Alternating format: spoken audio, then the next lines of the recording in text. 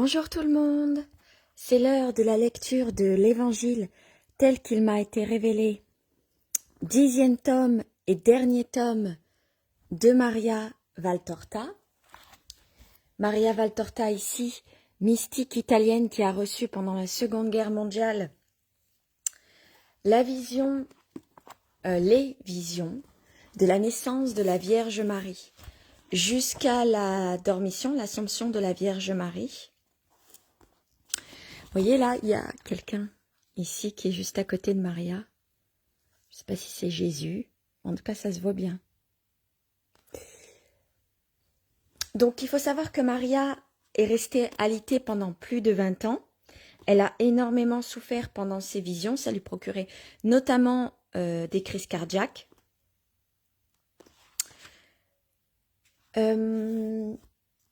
Parfois, il y a Marie et Jésus qui prennent la parole avant ou après une vision. Elle appelle cela les dictées. Elle a une voix intérieure qui lui donne des détails, des indications quand elle ne comprend pas quelque chose, puisque les visions sont dans le désordre. Ça a été remis dans l'ordre au fur et à mesure à la demande de Jésus et au fur et à mesure des 10 tomes. Alors, Jésus appelle Maria Petit Jean. Jean était l'apôtre préféré de Jésus, mais aussi Jean veut dire Dieu fait grâce. C'est la signification de Jean en hébreu. Donc Dieu a fait grâce à Maria des visions de la vie de Jésus et de Marie. Donc dans ce 10e et dernier tome, nous avons vu l'arrestation de Jésus. Nous avons vu le suicide de Judas, la passion du Christ, sa crucifixion, etc. Le dernier repas également. Nous avons vu également la résurrection du Christ, les différentes apparitions. Là, on arrive à la fin, il reste à peine 100 pages du livre. Donc là, Jésus donne ses instructions de ce qu'il faudra faire à partir du moment où il va monter au ciel, à la Pentecôte, etc. Il y a des passages que je ne vous ai pas lus, donc vous pouvez bien sûr acheter les livres vous-même et lire, parce que moi je ne vous lis que des extraits. Moi ça m'a appris énormément, ces bouquins, ça m'a appris ce que c'était la sagesse, l'obéissance, la charité, etc. Donc aujourd'hui, je vais vous lire la Pâque supplémentaire. Alors, dans le judaïsme, vous avez la fête de Pâques. Nous, on a la Pâque avec la crucifixion de Jésus. Mais dans le judaïsme, il y a la Pâque juive. Et pour ceux qui n'ont pas pu aller à la première Pâque juive, pour différentes raisons, maladie, deuil, etc., il y a une Pâque supplémentaire. Et Jésus avait dit qu'il ferait la Pâque supplémentaire avec tout le monde. Donc, c'est ce qui se passe. La Pâque supplémentaire, vision du 23 avril 1947. Cette fois, l'ordre de Jésus a été exécuté à la lettre, et Béthanie regorge de disciples. Les prés en sont pleins, ainsi que les sentiers, les vergers, les oliveraies de Lazare. Comme ces lieux ne suffisaient pas à contenir tant de personnes qui veillent à ne pas endommager les biens de l'ami de Jésus, beaucoup se sont dispersés dans les oliveraies qui mènent de Béthanie à Jérusalem, par les chemins de l'oliveraie. Les plus proches de la maison sont les disciples de longue date. Un peu plus loin, c'est une vraie foule de visages peu connus ou tout à fait inconnus. Mais qui peut désormais reconnaître tant de personnes et retrouver leurs noms? Je crois qu'il y en a des centaines. De temps en temps, en faisant un effort de mémoire, un visage ou un nom me rappelle des gens que j'ai vus parmi ceux qui ont profité des bienfaits de Jésus ou ont été convertis par lui. Peut-être à la dernière heure, mais les reconnaître tous dépasse mes possibilités. Ce serait comme si je prétendais identifier qui se trouvait dans la foule et qui se pressait le long des rues de Jérusalem le dimanche des Rameaux, ou le douloureux vendredi, ou celle qui couvrait le calvaire d'un tapis de visages, la plupart déformés par la haine. Les apôtres vont et viennent autour de la maison de Simon. Ils y entrent, en sortent, circulent parmi les gens pour les calmer ou pour répondre à leurs questions, avec l'aide de Lazare et de Maximin. Aux portes, fenêtres de l'étage supérieur de la maison de Simon, on voit apparaître et disparaître tous les visages des femmes disciples, chevelure grise, chevelure brune, parmi lesquelles resplendissent les têtes blondes de Marie-Madeleine et d'Auréa. De temps en temps, l'une d'elles sort pour regarder, puis se retire. Elles sont toutes là, vraiment toutes, jeunes et vieilles, et même celles qui ne sont jamais venues, comme Sarah d'Afeka, sur la terrasse, jouent les enfants rassemblés par Sarah, les petits-fils d'Anne de Mérom, Marie et Mathias, et aussi Chalem, le petit-fils de Naoum, autrefois difforme, mais qui maintenant est heureux et en parfaite santé. Et puis d'autres encore. C'est une joyeuse bande d'oiseaux, surveillés par Marziam et d'autres jeunes disciples, comme le pâtre d'Hénon et Jaïas de Péla. Je vois aussi parmi les enfants le petit garçon de Sidon, qui était aveugle. On comprend que son père les a amenés avec lui. Le soleil est sur le point de se coucher, dans une splendeur pleine de sérénité. Pierre, délibéré avec Lazare et avec ses compagnons, je pense qu'ils seront bons de congédier les gens, suggère-t-il. Qu'en dites-vous? Il ne viendra pas aujourd'hui, et beaucoup de gens doivent ce soir consommer la petite Pâque. Oui, il vaut mieux les renvoyer. Peut-être que le Seigneur aura-t-il jugé bon. Peut-être que le Seigneur aura-t-il jugé bon de ne pas venir aujourd'hui.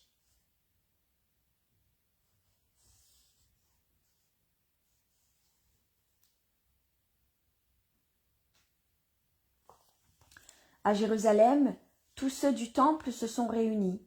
Je ne sais comment ils ont appris la nouvelle de sa venue.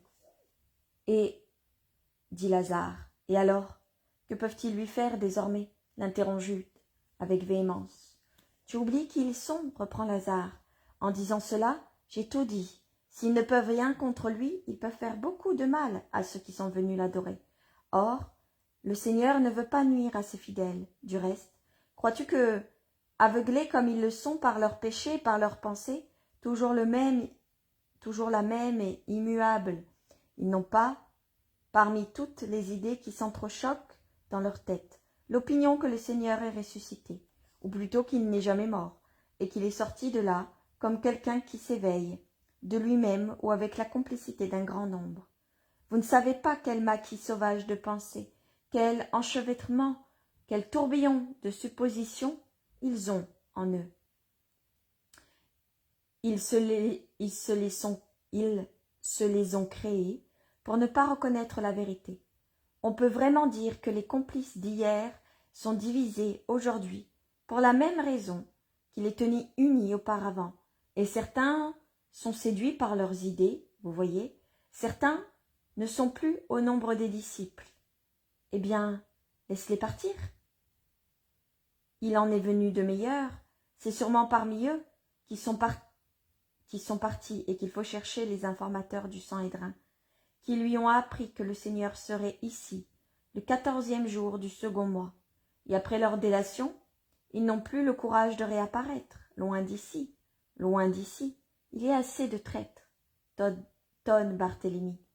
Nous en aurons toujours, mon ami, dit Simon le Zélote.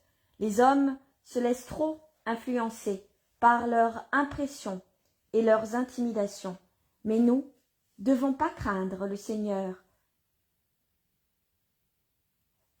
Le Seigneur nous l'a bien recommandé. Et nous ne craignons rien, renchérit Pierre. Il y a quelques jours à peine, nous avions encore peur. Vous en souvenez-vous? Pour ma part, je redoutais notre retour ici. Maintenant, il me semble ne plus avoir cette crainte. Mais je me fie pas trop à moi. Vous aussi, ne vous fiez pas trop à votre Céphas, car j'ai déjà montré une fois que je suis de l'argile qui s'effrite, et non du granit compact. Eh bien, congédions ces gens, Vas-y, Lazare. Non, Simon-Pierre, c'est ton rôle. Tu es le chef, lui rétorque Lazare, avec bienveillance, en lui passant un bras autour du cou. Il le pousse vers l'escalier et le fait monter jusqu'à la terrasse qui entoure la maison de Simon. Pierre fait signe qu'il s'apprête à prendre la parole, et les plus proches se taisent. Ceux qui sont au loin accourent. Pierre attend que la plupart soient venus l'entourer, puis il dit « Hommes de toutes les régions d'Israël, écoutez, je vous exhorte à retourner en ville. Le soleil a commencé à descendre. Partez donc, si Jésus vient, nous vous le ferons savoir à tout prix. Que Dieu soit avec vous. » Il se retire pour entrer dans une pièce largement aérée, où la Vierge est entourée des femmes, disciples et les plus fidèles. Je remarque la présence d'autres femmes qui aimaient le Seigneur comme maître, sans pourtant l'avoir suivi dans ses pèlerinages. Pierre va s'asseoir dans un coin en regardant Marie qui lui sourit. Dehors, la foule se divise lentement, les uns restent, les autres prennent la route de la ville. Voix d'adultes qui appellent les enfants, petites voix d'enfants qui répondent, puis le bourdonnement se fait plus sourd. Maintenant, dit Pierre, nous allons partir, nous aussi. Père, le Seigneur avait annoncé sa venue. Et je le sais, mais comme tu vois, il n'est pas venu. Or, c'est le jour prescrit. Oui, intervient Marie de Magdala, et mon frère a déjà préparé pour vous tout ce qu'il faut. Voici Marc, fils de Jonas, qui va vous conduire et vous ouvrir la grille. Mais je vous accompagne, moi aussi. Nous venons tous. Lazare a prévu large. Il y aura assez pour vous tous. Et où allons-nous consommer la scène avec un tel monde? Le cénacle sera Gethsémani même.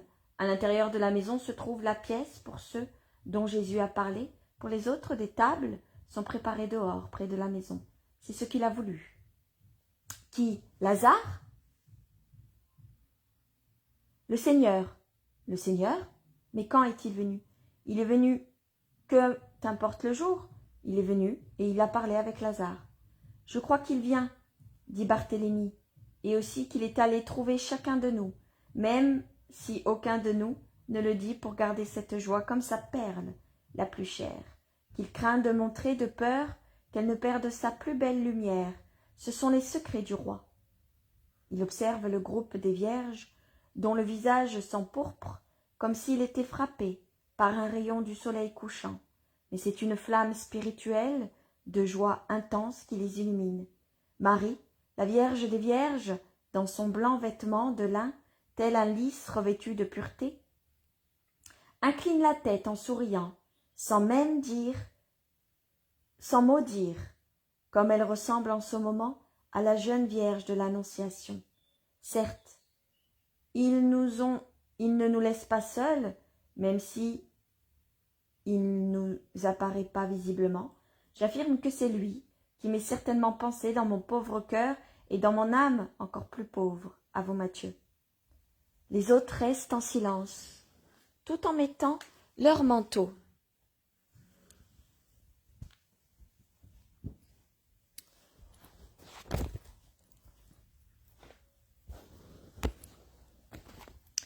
Ils s'examinent mutuellement, mais le soin même avec lequel certains se couvrent le plus possible le visage pour tenir caché le flot de joie spirituelle qui affleure à la pensée de leur secrète rencontre divine, montre qu'ils sont les plus favorisés.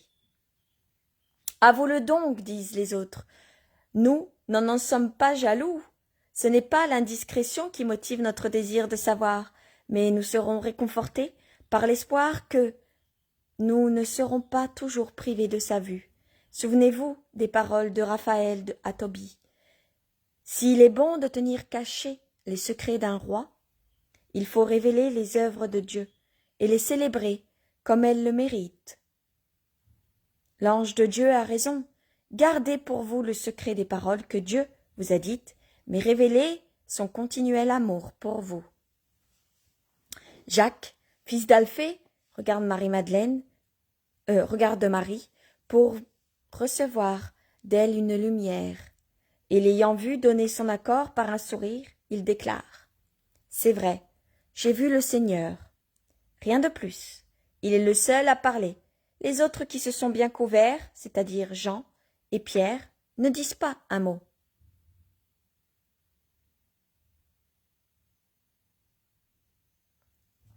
Ils sortent tous en groupe, d'abord les 11, puis Lazare avec ses sœurs et les femmes disciples autour de Marie. En dernier lieu, les bergers et beaucoup des 72 disciples. Ils se dirigent vers Jérusalem par la haute route qui mène à l'Olivet. Les enfants qui sont restés courent devant et derrière, tout heureux. Marc indique un sentier qui évite le champ des Galiléens et les endroits les plus fréquentés, et conduit directement à la nouvelle enceinte du jardin des Oliviers. Il ouvre, les fait passer, referme, beaucoup de disciples bavardent, et l'un d'eux va interroger les apôtres, Jean en particulier. Mais eux font signe d'attendre, ce n'est pas l'heure de faire ce qu'ils demandent, et tous se tiennent tranquilles. Quelle paix dans la vaste Olivet, un dernier rayon de soleil éclaire encore la partie la plus élevée, alors que l'ombre a déjà atteint les régions les plus basses, un léger bruissement de vent dans les feuillages verts argentés et de joyeux chants d'oiseaux salue le jour qui meurt. Voici la maisonnette du gardien. Sur la terrasse qui lui sert de toit, Lazare a fait dresser un pavillon de tente, de sorte que la terrasse s'est changée en cénacle aérien. Pour ceux des disciples qui n'ont pas pu consommer la Pâque le mois précédent. En bas, sur la petite aire bien nettoyée, d'autres tables ont été dressées à l'intérieur de la maison. Dans la meilleure pièce se trouve la table des femmes disciples. On apporte aux différentes tables des premières, les agneaux rôtis, les laitues, les azimes et la sauce rougeâtre, et on dispose les calices rituels. Sur celle des femmes, il n'y a pas de calice, mais autant de coupes que de convives. On comprend que les femmes étaient dispensées de cet aspect de la cérémonie. Sur les tables de ceux qui ont déjà consommé la Pâque, au temps normal, il y a l'agneau, mais sans les azimes, et les laitues avec la sauce rougeâtre.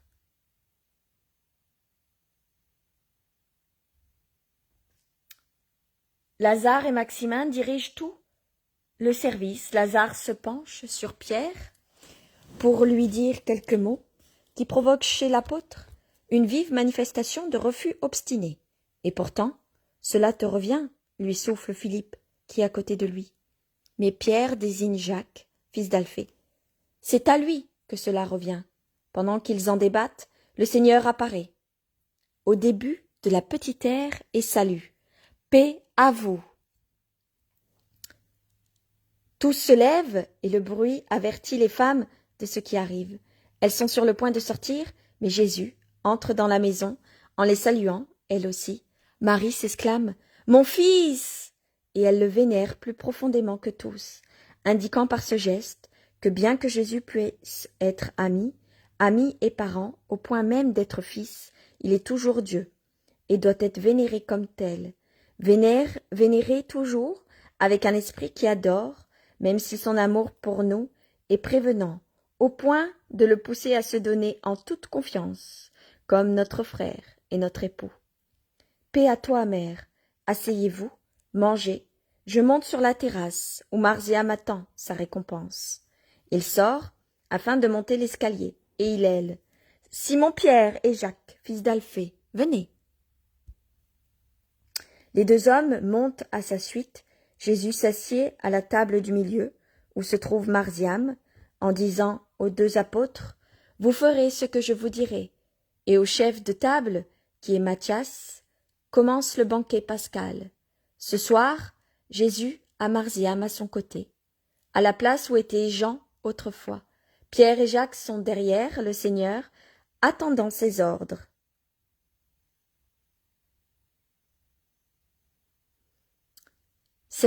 Cette scène suit le même rituel que la scène pascale normale. Les hymnes, les demandes, les libations, j'ignore s'il en est de même aux autres tables. Là où Jésus se trouve, c'est lui que je fixe des yeux, à moins que sa volonté ne m'oblige à regarder autre chose, et j'oublie tout, pour contempler mon Seigneur. Il offre maintenant les meilleures bouchées de son agneau à Marziam, qui déborde manifestement de bonheur. Il a pris ses bouchées dans le plat, mais il ne mange ni agneau, ni laitue, ni sauce. Il ne boit pas au calice. Au début, Jésus a fait signe à Pierre de se pencher vers lui et de l'écouter, après quoi Pierre a dit à haute voix. À ce moment, le Seigneur offrit pour nous tous le calice en qualité de père et le chef de sa famille. Jésus fait un nouveau signe à Pierre, qui de nouveau l'écoute, se relève pour dire. À ce moment, le Seigneur se ceignit pour nous purifier et nous enseigner comment faire nous-mêmes pour consommer dignement le sacrifice eucharistique. La scène continue, jusque sur un autre signe, Pierre ajoute. À ce moment, le Seigneur prit le pain et le vin, les offrit et les bénit en priant. Et après en avoir fait des parts, il nous les distribua en disant « Ceci est mon corps et ceci est mon sang, de la nouvelle et éternelle alliance qui sera répandue pour vous et pour beaucoup en rémission des péchés. » Jésus se lève, il est très majestueux, il ordonne à Pierre et à Jacques de prendre un pain, d'en faire de petites bouchées et de remplir de vin un calice, le plus grand qui est sur la table. Ils obéissent et tiennent devant lui le pain et le vin. Jésus étend sur eux les mains en priant, sans autre action que le ravissement de son regard. Distribuez les morceaux de pain et présentez le calice fraternel. Toutes les fois que vous ferez cela, vous le ferez en mémoire de moi. Les deux apôtres obéissent, pleines de vénération. Pendant que l'on distribue les espèces, Jésus descend chez les femmes. Je pense, mais je ne vois pas, car je n'entre pas, que Jésus donne la communion à sa mère de ses propres mains. C'est mon avis. Je ne sais s'il correspond à la vérité, mais je ne comprendrai pas pourquoi il est allé là, si ce n'est dans ce but. Puis il revient sur la terrasse. Il ne s'assied plus. La scène touche à sa fin. Il demande « Est-ce que tout est consommé ?»« Tout est consommé, Seigneur. C'est ce que j'ai fait sur la croix. Levez-vous, prions. » Il étend les bras comme s'il était sur la croix et entonne la prière du Notre Père. Je ne sais pas pourquoi je pleure. Je pense que c'est peut-être la dernière fois que je l'entends dire, comme aucun peintre ou sculpteur ne pourra jamais nous donner le véritable portrait de Jésus.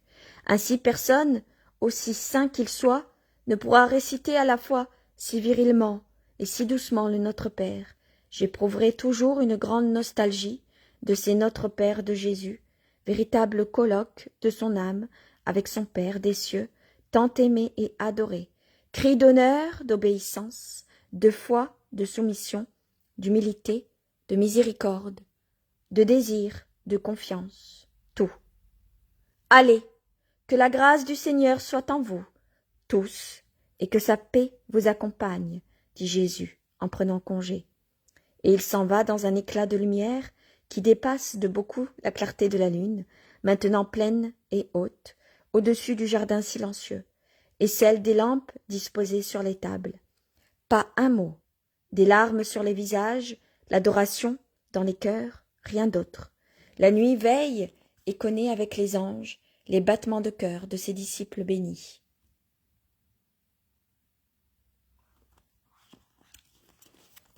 Maintenant, je vous lis Adieu de Jésus à sa mère avant de monter au Père. Nous avons tout par Marie. Vision du 22 février 1944. Je vois la pièce qu'habite Marie. Les signes de la Passion en ont disparu. La Vierge, assise, lit. Il doit s'agir de livres sacrés, car il n'y a sûrement rien d'autre dans le rouleau qu'elle tient dans ses mains. Elle ne paraît plus torturée, son visage est plus grave qu'avant la Passion, mais il a perdu toute expression tragique. Il est aujourd'hui majestueux, mais serein. Ce doit être le matin, car la fenêtre ouverte permet à un beau soleil de pénétrer dans la pièce. Je vois cependant que le jardin sur lequel la fenêtre donne et qui est clos par les hauts murs et encore couvert de rosée, Jésus entre. Il porte le même vêtement splendide qu'au matin de la résurrection. Son visage rayonne d'éclat, et ses blessures sont de petits soleils. Marie s'agenouille en souriant, puis elle se relève et lui baise la main droite. Jésus la serre sur son cœur et dépose un baiser sur son front, avec un sourire.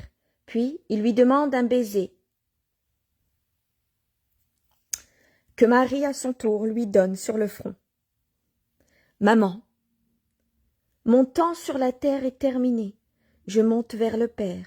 Je suis venue te faire mes adieux, en particulier, et me montrer encore une fois à toi, tel que je serai au ciel. Je n'ai pu me manifester aux hommes dans ce vêtement de splendeur. Ils n'auraient pas pu supporter la beauté de mon corps glorifié. Cela dépasse leurs possibilités, mais à toi, maman, je le peux, et je viens te réjouir une fois encore de cette façon.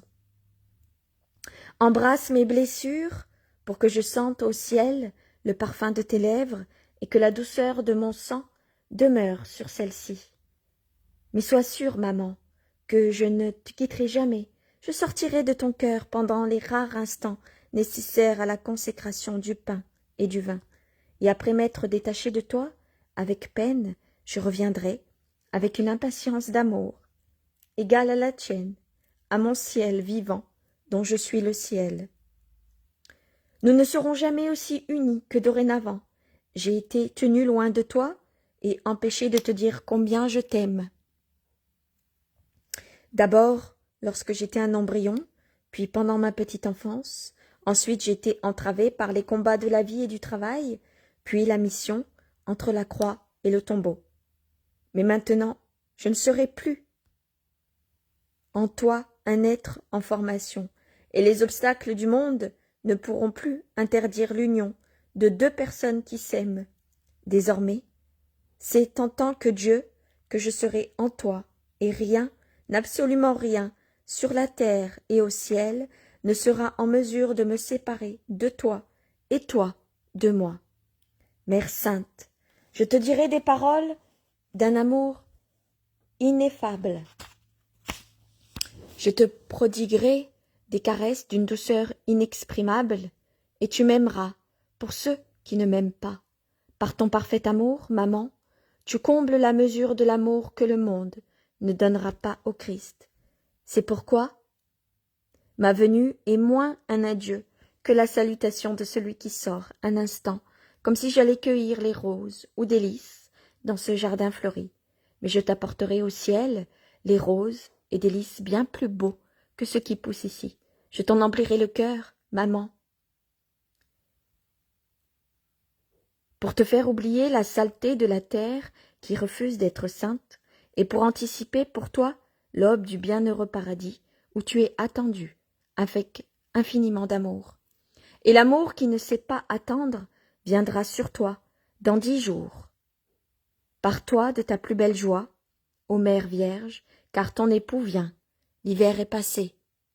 Les vignes en fleurs exaltent leur parfum, et l'époux chante. Lève-toi, ma toute belle, viens, mon épouse, tu seras couronnée.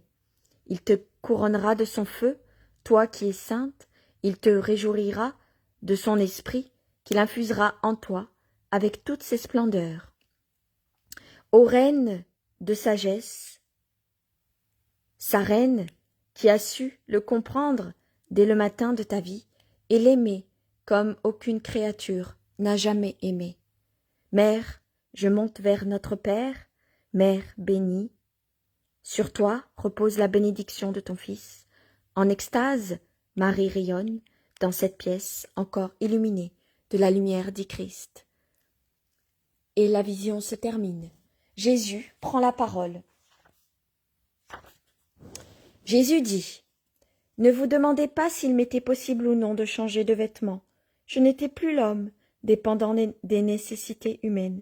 J'avais l'univers comme escabeau sous mes pieds, et toutes les puissances me servaient. Alors, si quand j'étais l'évangélisateur, j'ai pu me transfigurer sur le mont Tabor, n'aurais-je pas pu, une fois devenu le Christ glorieux, me transfigurer pour ma mère, ou plutôt me changer pour les hommes et lui apparaître à elle tel que j'étais désormais, divin, glorieux, transfiguré, non plus l'homme que je montrais à tous, mais celui que j'étais en réalité. Ma pauvre mère m'avait vu défigurée par les souffrances, il était juste qu'elle me voie transfigurée par la gloire. Ne vous demandez pas si je pouvais être réellement en Marie, si vous dites que Dieu est au ciel, sur la terre, partout, comme vous pouvez. Comment pouvez-vous douter que je puisse être en même temps au ciel et dans le cœur de Marie? Qui était un ciel vivant? Si vous croyez que je suis dans le sacrement de l'Eucharistie, enfermé dans vos ciboires, pourquoi doutez-vous que je sois dans ce ciboire très pur et très ardent, qu'est le cœur de ma mère? Qu'est-ce que l'Eucharistie? C'est mon corps et mon sang, unis à mon âme et à ma divinité. Eh bien, quand elle me portait, qu'avait-elle d'autre dans son sein? N'avait-elle pas le Fils de Dieu, le Verbe du Père, avec son corps, son sang, son âme et sa divinité? Si vous m'avez, n'est-ce pas parce que Marie m'a eu et m'a donné à vous, après m'avoir porté 9 mois? Eh bien, de même que j'ai quitté le ciel pour demeurer dans le sein de Marie, j'ai choisi au moment de quitter la terre le sein de Marie pour ciboire. Et quel ciboire! Quelle cathédrale pourrait être plus beau et plus saint que celui-là? La communion est un miracle d'amour que j'ai fait pour vous, mais au sommet de mon dessein d'amour rayonnait la pensée d'amour infini que j'allais pouvoir vivre avec ma mère, et la faire vivre avec moi, jusqu'à ce que nous soyons réunis au ciel. C'est pour la joie de Marie que j'ai accompli mon premier miracle à Cana de Galilée, le dernier, ou plutôt les dernières, ont été faits pour son réconfort à Jérusalem. L'Eucharistie et le voile de Véronique. Le voile de Véronique, c'est Niké. Je suppose qu'elle s'appelle Véronique, mais en tant que romaine, elle s'appelle Niké. C'est celle avec le voile de la Sainte Face qui est apparu. Le voile de Véronique, l'un pour importer une goutte de miel à l'amertume de la femme des douleurs, l'autre pour ne pas lui faire sentir que Jésus n'était plus sur terre. Comprenez-le, une bonne fois, c'est par Marie que vous avez tout, absolument tout. Vous devriez l'aimer et la bénir à chaque souffle. Je répète la phrase que Jésus dit. Comprenez-le une bonne fois pour toutes, c'est par Marie que vous avez tout, absolument tout. Vous devriez l'aimer et la bénir à chaque souffle. Le voile de Véronique est aussi un point d'achoppement pour votre esprit sceptique, homme rationnel, tiède à la fois vacillante, vous qui procédez par d'arides analyses, comparez le visage du voile à celui du sanctuaire. L'un est la face d'un vivant, l'autre celle d'un mort. Mais la longueur, la largeur, les caractères somatiques, la forme, les caractéristiques sont identiques, superposées. Les images, vous verrez qu'elles correspondent. C'est bien moi. J'ai voulu rappeler comment j'étais et ce que je suis devenu par amour, pour vous. Si vous n'étiez pas des hommes perdus, aveugles, ces 2 visages devraient suffire à vous porter l'amour, au repentir à Dieu. Le Fils de Dieu vous quitte en vous bénissant avec le Père et avec le Saint-Esprit. Et la dictée se termine. Alors, je vais arrêter là les visions, je reprendrai certainement tout à l'heure